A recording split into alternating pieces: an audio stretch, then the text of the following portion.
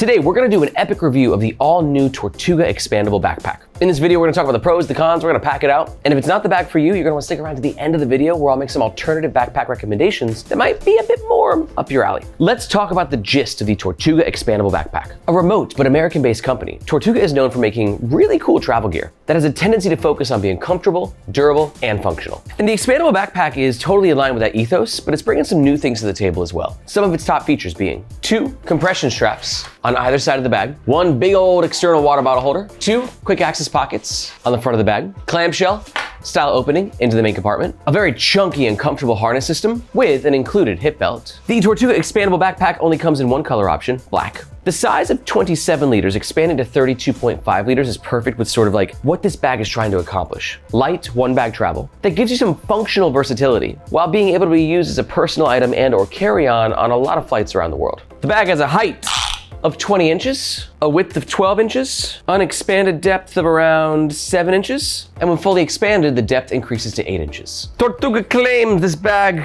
weighs 3.6 pounds, and we're pretty close. On scale number 1, I'm getting 3.4 pounds. And on scale number 2, 3.6 on the dot. This is the bag when it's empty, and this is the bag when it's fully packed out and worn on the Nomads Nation team. I'm 5'8", and Margaret is 5'2". All Tortuga bags are backed by their lifetime warranty against manufacturing defects. And for all that, the bag currently costs around 250 USD. And if at any point in this review you think to yourself, holy moly, that is the expandable travel backpack of my dreams, I'm totally getting one, and you're gonna make a purchase, we do recommend that you do so using the first link in the description below. Reason being, that link makes sure that you get the best price, and we oftentimes have discount codes. But that link also helps to support the Nomads Nation YouTube channel and team so we can keep making the best bag reviews on the web. Thank you very much. A little bit of a cold today, but the show must go on. Okay, let's talk about the front of the Tortuga Expandable backpack. For the aesthetic, it's pretty subtle. We got this black on black Tortuga logo right there. But overall, it's a really nice clean panel. No additional zippers. Just got the hardware on the sides. And part of that clean look is this primary fabric here, which is a 630D Cordura Recore RN6 nylon. 630 is the denier, which is the weave, which is not too thick of a weave like 1680D, which is commonly used on bags by like Air. But it's also not too thin as to where the bag still provides a decent amount of abrasion resistance. And then on the front, we have 2 quick access pockets, starting with this one here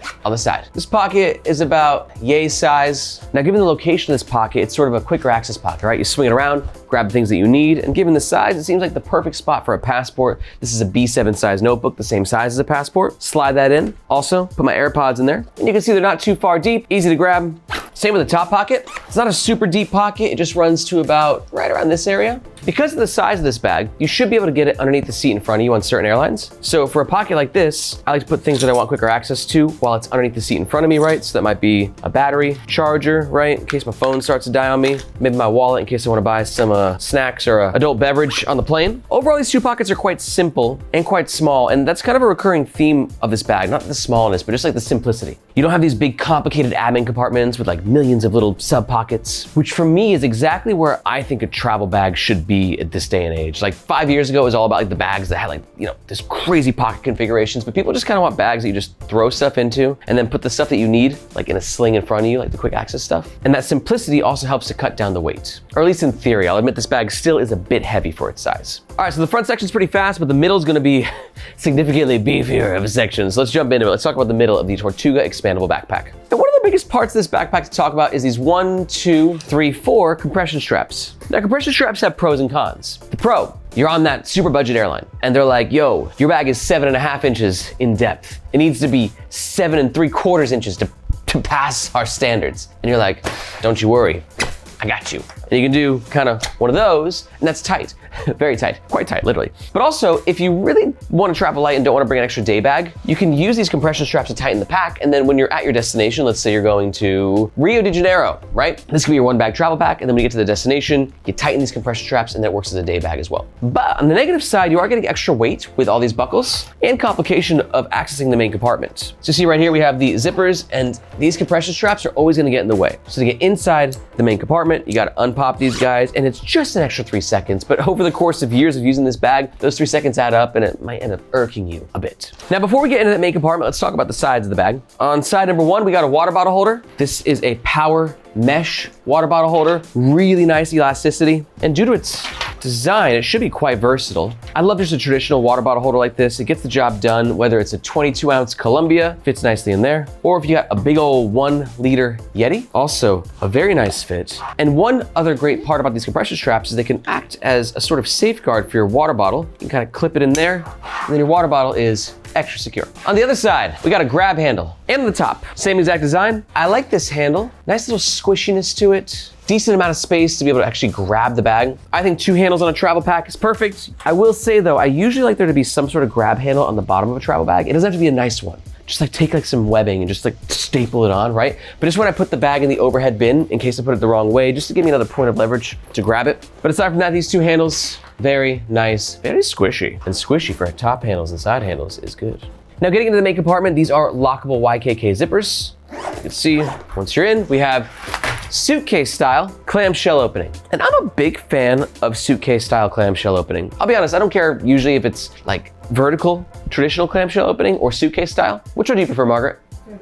They both work for me, right? I don't care, one way or the other, but it's always gotta be clamshell if you're traveling. And I love what Tortuga's done here as where they just kept it super minimalist. Nothing going on in this part of the main compartment, and then you just have this one mesh divider on the other side. So we're gonna pack it out in 27-liter mode and then expand it into 32.5-liter mode so you can see exactly what it can fit in both modes. Let's go. All right, you can see over here, I got a bunch of travel stuff. Packing cubes, tech pouches, DOP kits. Let's pack it out. Got the big old packing cube from Peak Design. Perfectly fits at the bottom. Gotta love packing cubes these days. They're all pretty standardized. Everything fits in everything. We got the smaller air packing cube right there. I gotta say for 27 liters, this feels like a big 27 liters. It feels like 30 liters. I mean, we just reviewed the Bellroy 28 liter yesterday, Margaret. Remember it's literage. It's a crazy game. But you can see we're really loading this thing up. For the divider section, good spot to put things you want a bit more organization for. I'm gonna throw a book in there, electronic tech pouch, another tech pouch. Yeah, I'm a pouch guy. Hoodie on top, go ahead and zip that up. And yeah, like, I mean, for all you carry nerds out there, this is a 27 liter that feels like a 30, 31 liter, easy peasy. And now let's expand it. All right, so you can see right here, we got the expansion. Now the thing with expansion, obviously functionally speaking, it's amazing, right? You can add more stuff and compress and expand the bag, but it never looks really great, right? You always just got this like flappy zipper moving around, but it's just there when you need it. And you can see in the main compartment, we just given ourselves an extra inch of packing space, but it's all gone in this divider section, right? So we didn't actually beef up this section, just this section. So where we normally had a book and a couple small tech pouches, now you can see I'm gonna take my Peak Design packing cube, and this can literally now fit with a couple other cubes in the newly expanded section. And I'm not gonna lie, it feels like I just got like a 40-liter backpack out of this thing. I think Tortuga has been very conservative with their literage estimates on this bag, which for us as travelers is fantastic. And then just to paint the picture again for those compression straps, we're fully packed out in 27-liter mode. And in case we were on a strict airline, you could see we're at about 7 inches depth. We can just take those compression straps and really take this bag down. And now up, right? I'm like 5. So that is the power, nay, the magic of side compression. Next up, let's talk about the back of the Tortuga Expandable backpack. Starting with this right here, which is the tech compartment, which I like. 2 reasons, possibly a third why I like this. Oh yeah, first of all, epic false bottom. God, I love this. The bottom of the laptop compartment ends around here, which means if you drop your bag, the laptop is less likely to get damaged. Epic false bottom. Another reason I like it is the microfiber lining right here. Very smooth, anti-scratch properties. Keeps your laptop extra protected. But I also like the simplicity. Now, I don't travel with a tablet. So if you do, you might be like, this tech compartment sucks because I need a divider for my laptop and my tablet. I'm just a laptop guy. The good news is that if you do travel with just a tablet, obviously it'll fit with plenty of room to spare. MacBook Pro 13-inch, very nice fit. MacBook Pro 16-inch, also. Oof, this thing's beefy. And then we got a cutout of a Dell XPS 179700, which is going to fit as well. So it should be noted on Tortuga's website, it says that it can only fit up to a 16-inch, but as you can see, the 17-inch does fit. So if you are a 17-incher, just ask Tortuga about the dimensions of your laptop and they'll let you know if it fits or not. For now, I'm gonna keep the 16-inch cutout in there. One thing to note though is that no zippers on this bag are PU coated, which is fine by me, but I always like it when the laptop compartment has some PU coating, just for a little extra peace of mind. Bag's got it going on.